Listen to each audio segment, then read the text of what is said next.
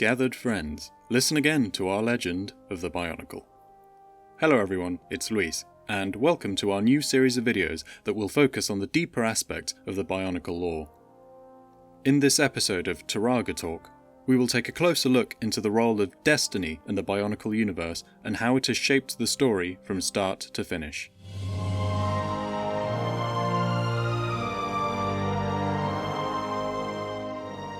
In as simple terms as possible, Bionicle canon describes destiny as the end goal of a being's existence. A being's destiny can be changed, but requires drastic changes in circumstances that would make the being's previous destiny impossible. The Great Spirit Mata Nui knows and decides the destinies of his denizens, but cannot control them beyond their initial creation. He has, in the past, used his vast power within the Matoran universe to help certain beings he favours in realising their destiny. Destiny in Bionicle is hardly ever made explicit. Destiny instead presents itself as mundane hints throughout a being's life, or in the very best case scenarios, given as cryptic prophecies to those especially in tune with Mata Nui. For a straightforward example of how destiny works in canon, with few interruptions or confusions, is to look at the destiny of the Toa Metru, who started their lives as 6 Matoran in the city island of Mata Nui, who were destined to become Toa and protect the Matoran of Mata Nui from the fallout of the Great Cataclysm. Both things they succeeded in doing, despite being directly impeded by the Brotherhood of Makuta as well as the Dark Hunters. Prior to the events of the 2004 story, Makuta Pterodax, who at this point had already infiltrated Mata Nui and was exterminating the Toa protectors at the time one by one, knew the final Toa, Likan, would use his power to create new ones. To prevent these new Toa from impeding his plans, the Makuta subliminally suggested to Likan 6 Matoran he believed would be terrible Toa, who would not be able to prevent his takeover of Mata Nui. Little did Pterodax know that the Order of Mata Nui, a secret organisation that enforced Mata Nui's will within the Matoran universe, knew of his plan and tampered with his research with the assistance of Mata Nui himself. Thus, Pterodax unwittingly suggested to Likan the 6 Matoran Mata Nui intended to become the Toa Metru all along. During their tenure as Toa, the Toa Metru were tasked to, quote, save the heart of Mata Nui, end quote, without actually being told what the heart of Mata Nui was. The Toa assumed that Likan was the heart of Mata Nui due to his pivotal role in the city's upkeep as well as his popularity among the Matoran. However, when this task failed, they learned that the true heart of Mata Nui was the Matoran themselves. Thus, they devised a plan to evacuate the Matoran so that they could continue doing their work to sustain Mata Nui's life force outside the city. With their task complete, the Toa became Turaga, the ultimate indicator that a Toa had fulfilled their destiny. These two examples show how Mata Nui can have a subtle hand in ensuring his denizens reach their destiny, as well as how even the most clearly laid out destiny can often be vague enough to allow for some leeway in determining what it means to fulfill that destiny. Thus, when thinking from a strictly canon standpoint, destiny is a prophecy similar to those in classical Greek plays like Oedipus Rex, where even when an individual is trying everything in their power to defy destiny, their efforts often end up twisted and they inevitably cause their original destiny to come true. However, since the characters in the Matoran universe are machines with a purpose, instead of preparing the target of destiny for an ironic tragedy or grand triumph, destinies in Bionicle tend to revolve around tasks that the target of destiny have to do, be it as grand as saving the universe or as mundane as making the trains run on time. Duty, after all, goes hand in hand with destiny, so let us take a look at how the knowledge of destiny within the Matoran universe helps its inhabitants to do their duties. Diegetic elements are defined as narrative elements that exist within a fictional world that the characters within the world are aware of. The easiest example of this would be something like the user interface in Metroid Prime. It gives information to the player that any other similar game would, but in Metroid Prime, the HUD exists as a holographic display inside Samus's helmet, and she can see and interact with these displays just like the player can. Diegetic elements usually describe tangible effects narrative elements have on the world, like sounds or visual displays, and explore how the characters would react to something such as background music or user interface elements. But Bionicle shows us how characters react to foreshadowing, hints given to an audience of events to come in the story. Often in Bionicle narrative, hints are given and the characters will actively address them. This diegetic foreshadowing often ends up being what the characters within the world call destiny. This differs from more traditional prophecies in fantasy, as even if prophecies are more cryptically worded, they are generally more explicitly laid out, both to the characters and the audience, than destiny is. It is worth noting that traditional prophecies also exist within Bionicle, especially in the first several years of Bionicle's existence, between 2001 and 2004. So, to clarify what we mean when we talk about destiny as diegetic foreshadowing, let's look at an example of what destiny can tell while still maintaining subtlety and nuance. It's time to talk about one of the most beloved characters in all of Bionicle, Matoro. All of Matoro's character arc, even starting before the Ignition trilogy of 2006 to 2007, surrounded themes of isolation. Between his primary job of interpreting for Turaga Nuju, requiring him to keep many secrets from his friends, and his side job of hunting Rahi alone in the deadly drifts, Matoro felt a duty to isolate himself from others, even as a Matoran on Mata Nui. This fate is especially cruel considering, by all accounts, Matoro is among the most sociable and friendly of Kokora's inhabitants. Upon becoming a Toa, not only did Matoro's tendency to be isolated from his teammates continue, but these narrative themes took a dark turn. Fate continually grants Matoro's powers pertaining to death. From Karzahni, Matoro receives the Kanohi Aiden, which allows his soul to leave his body, and from the Kanohi Ignika, Matoro was granted the Kanohi Trina, which allows Matoro to reanimate dead bodies. This power was chosen deliberately by the Ignika to test Matoro's moral fortitude, because it intended for Matoro to be its bearer from the beginning of its existence. These elements all come together to clue in not just the audience, but also the characters in the story that this is Matoro's ultimate fate, to die alone. Which might seem harsh, but this is exactly why Mata Nui and his agents had to warm up Matoro for his fate. This psychological preparation was pivotal in Matoro's part in saving the life of Mata Nui, as we could see in the Kingdom alternate universe, that if Matoro had hesitated even for a moment to sacrifice himself, the Great Spirit would have been permanently killed.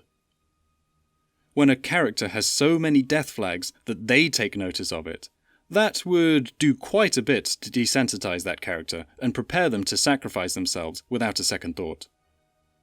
Although Matoro is the most distinct example of this, he is not the only character that used the knowledge of destiny to prepare themselves for their ultimate duty.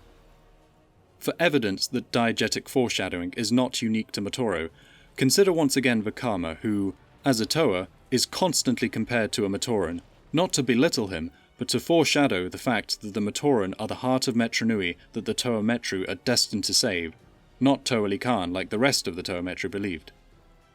These comparisons to a Matoran also keep Vakama grounded, which lead him to later be well renowned for being down-to-earth and encouraging as a Turaga. This psychological effect destiny as a concept has on the inhabitants of the Matoran universe also did not need to be positive.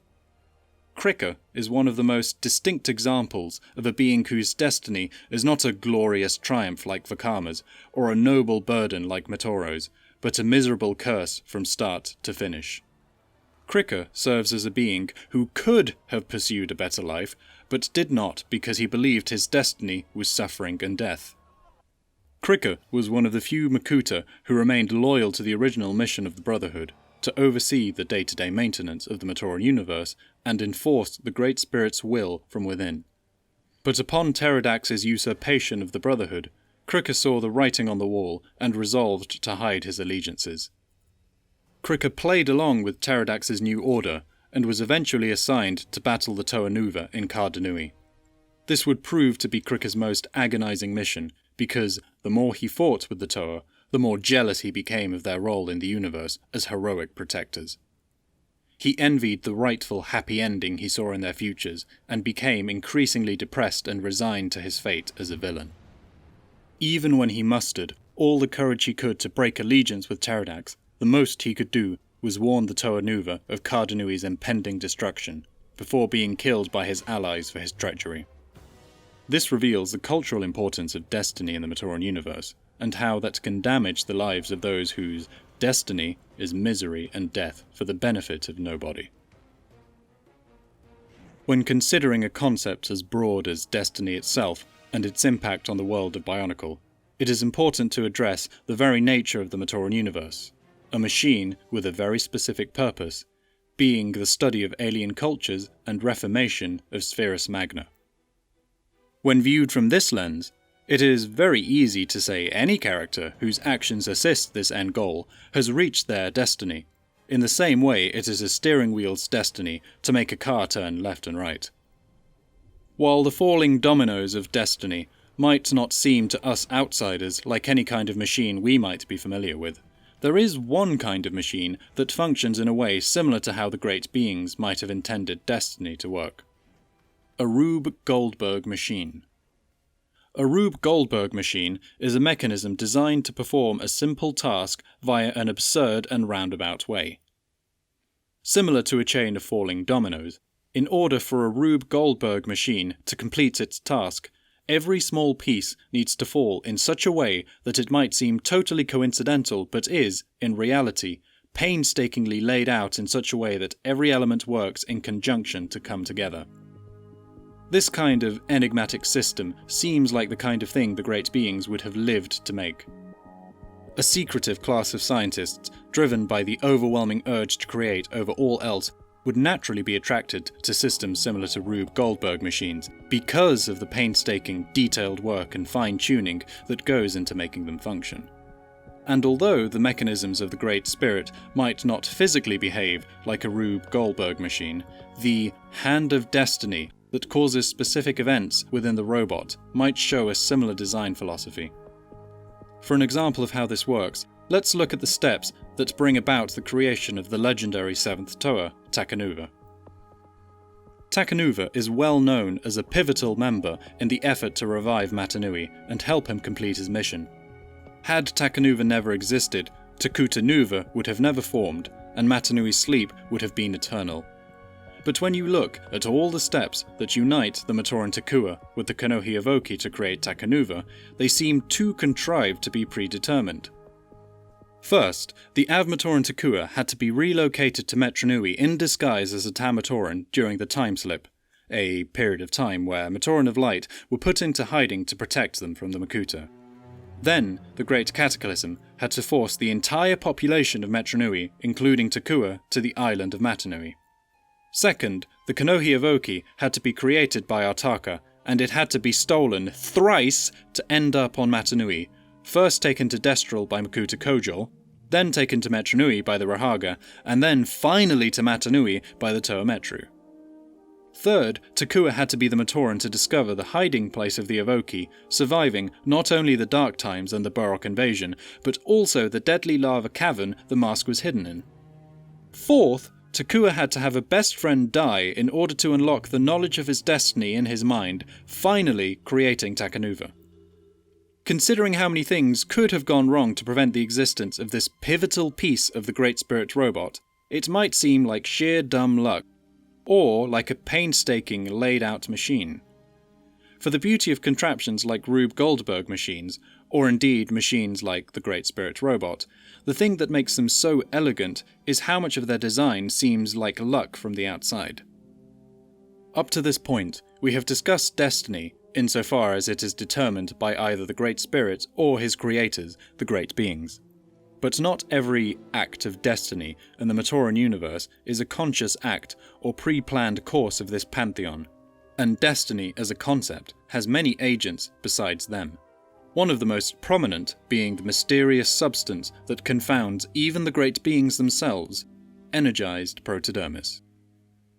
Energized Protodermis was one of the very few elements of the Bionicle Universe that was neither actively created or controlled by another entity, or passively serving the will of some other entity, be it the Barag or Mata Nui or the Great Beings. However, its effect on other beings is so interwoven with the concept of destiny that it seems to topple the whole idea that destiny is either a narrative tool made known to the characters in the world, or the simple effects of a machine working as intended.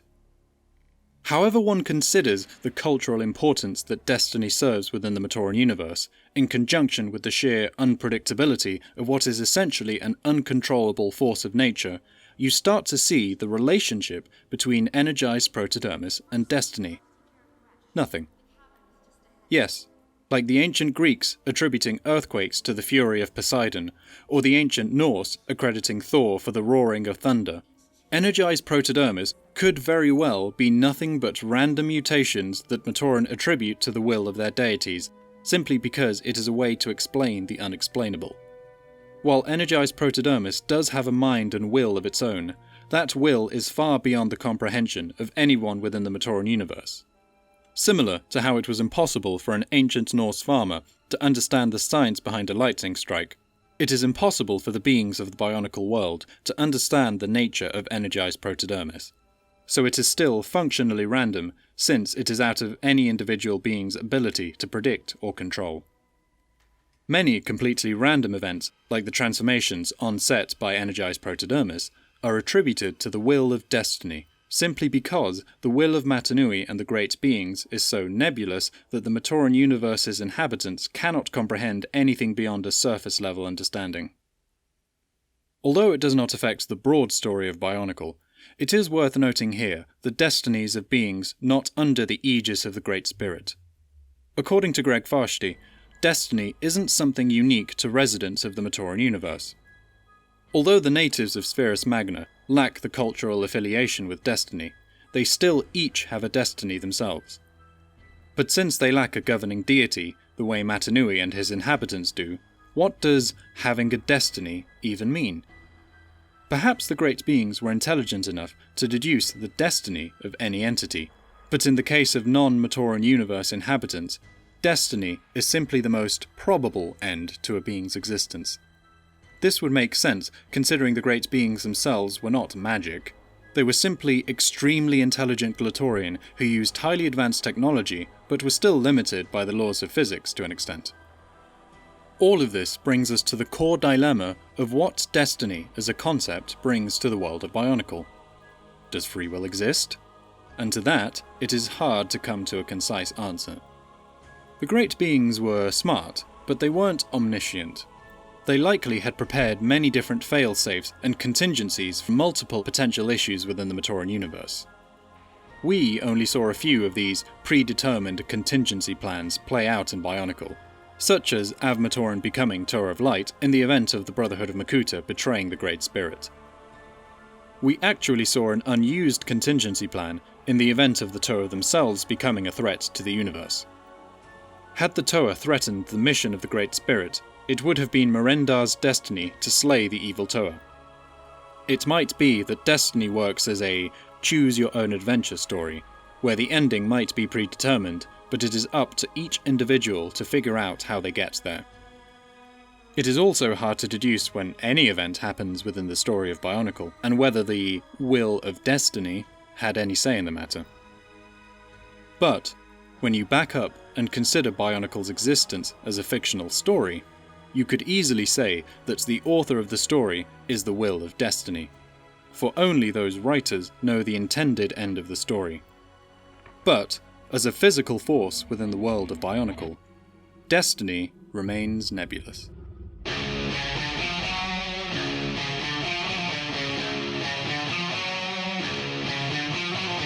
If you'd like to see more tales, check out our channel and our videos.